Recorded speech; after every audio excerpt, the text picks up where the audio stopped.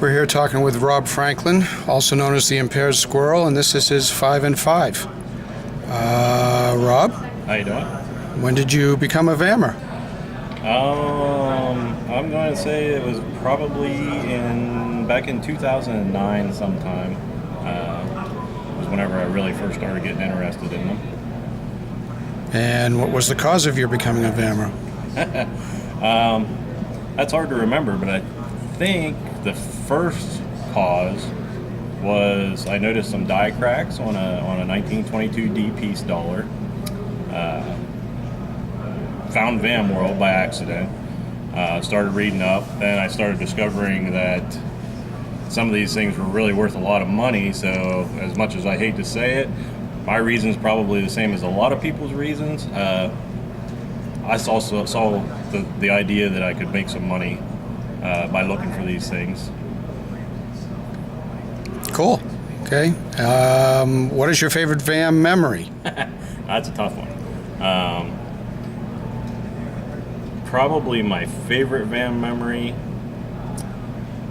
I would have to say, was probably my first fun show, just because there were so many people that attended that show that I hadn't met, talked to through VAM World. Just putting faces to names was just a really good, incredible experience. Absolutely. Okay. What is your favorite VAM? Now, you know there are over 5,000. Yes, yeah, I do know, so it's hard to single it down to one. And I did narrow it down to like 66. Oh. God, wouldn't that be good enough? Yeah. But out of all of them, my favorite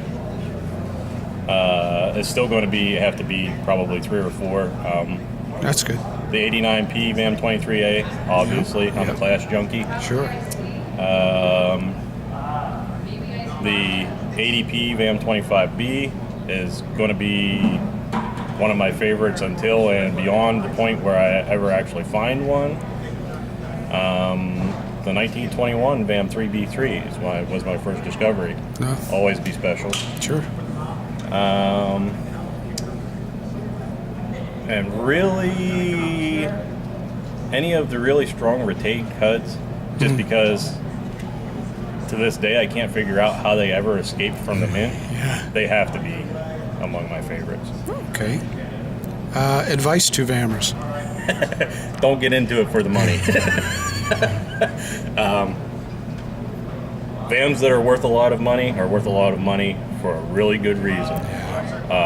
They're really hard to find, obviously, but the other part of it is, even if you get into it for the money, it's not going to be very long before you forget all about that money and you're just looking for neat stuff because it's neat and with no other motive behind it. So yeah, don't get into it for the money. Get into it for the love of what you're looking for, because that's the best experience. And make sure you get yourself to some big shows to meet some of these other guys, because there is no such thing as a bad time with other VAMers.